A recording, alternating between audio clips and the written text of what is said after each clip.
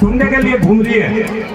महाराज फरमा रहे हैं कि मालिक तो एक जगह नहीं बैठा है, मालिक तो ज्योतिष रूप निरंजन निराकार है, वो तो सर्वव्यापी है। दुनिया दर दर ठोकरें खा रही है मालिक को ढूंढने के लिए, इंसान को मालिक भुला दिया है। ये बड़ियों ने सबसे पहले बहुत भारी गलती कर दी है। अब दुनिया दर दर ठोकरें खा रही है।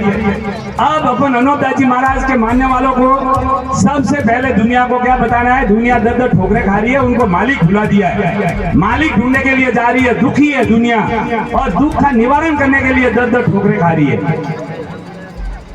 ये महाराज ने दूसरी कला बताई है कि ये इंसान की कला है। तो इसलिए अपने पूरे महाराज की यही दो बातें मूल, एक तो ज्योतिष रूप निरंजन निराकार जो जिसने सृष्टि को बनाया है, और एक राक्षसी कला जो ये टीपणे, और टीपणों द्वारा पूरे संसार को मालिक भुला दिया है और मालिक के भरोसे अपना नुकसान हो रहा है। इस नुकसान के पीछे ठीक करने के लिए दुनिया घूम रही है।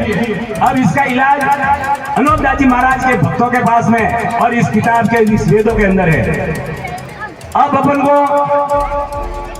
इस मेले के माध्यम से जहां भी जाते हैं अपन समझाते हैं, इससे लोग अब समझ रहे हैं कि भाई अनोपदास जी महाराज वाला कहते हैं वो बिल्कुल बात सही है, और अपना नुकसान हो रहा है वो राक्षसी पाप से, जादू से हो रहा है।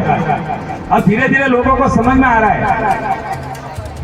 इसलिए महाराज ने जो बात थी कि भाई राजनीति तो धर्म और नेकी का है, नेकी का छोड़ना अच्छा नहीं है। जिसने इस संसार के साथ में गद्दारी की है उनको अच्छी तरह से सजा मिल चुकी है।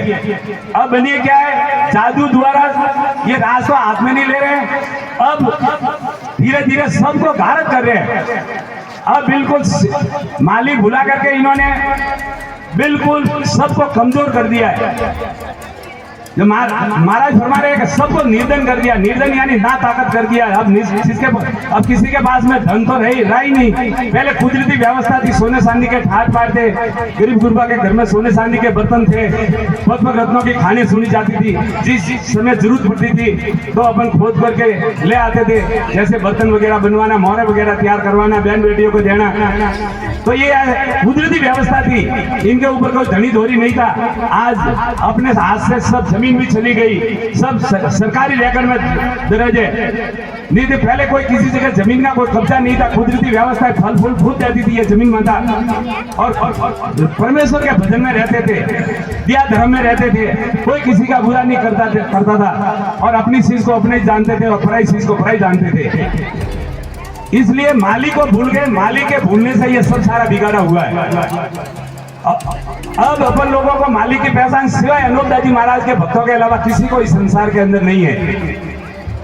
तो अपन को सबसे पहला दुनिया मालिक को भूल गया, मालिक को दुनिया को बताना है कि मालिक ये चीज है और ये इंसान की कुदरत है, और इंसान की कुदरत से ये सारा बिगाड़ा हो रहा है। काफी भक्ता आए हुए हैं, बाकी बोलने को बहुत खुश है। मैं क्या है, मैं क्रांतिकारी आदमी हूँ, ठेठ से भी क्रांतिकारी और क्रांतिकारी हूँ, ठीक है। तो अपन को एकजुट होकर के दुनिया मालिक को भूल गई है, दुनिया को मालिक बताना है, और मालिक के भरोसे प्रताप से भूली हुई बैठी है, और ये मालिक के नाम से सारा नुकसान हो रहा है। जो अच्छा करता है तो क्या मालिक करता है, बुरा करता है तो क्या मालिक करता है। अब मालिक के ऊपर इन्होंने सभी देवी देवताओं के ऊपर कलंक लगा दिया है। जितने भी अपने सारे हिंदू धर्म वाले जो देवता पूज रहे सबके ऊपर सारा कलंक लगा दिया है। इस कलंक को सिर्फ अनुमंडली हटा सकता है, किसी के पास में हटाने की कोई नहीं है। अब जैसे कबीरदास जी वाले कहते हैं, कबीरदास जी वाला कहते हैं कि भाई जो भक्ति करेगा, जो सच साहिब का नाम लेगा, जो भक्ति करेगा उसको स्वर्ग में ले जाएंगे।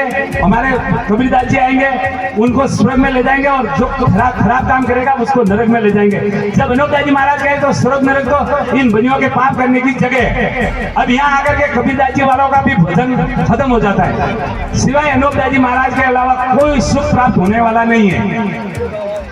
दुनिया को उनको भी परमेश्वर भुला दिया है। 84 कुंडिया वो भी उनको काल कहते हैं। समझ का फर्क है। तो सबको जितने भी संस्था इस भारत के अंदर बनी हुई है, पूरे ऑल वर्ल्ड में बनी हुई है, सबको इस अनोपदास जी महाराज के शरणों में आना पड़ेगा।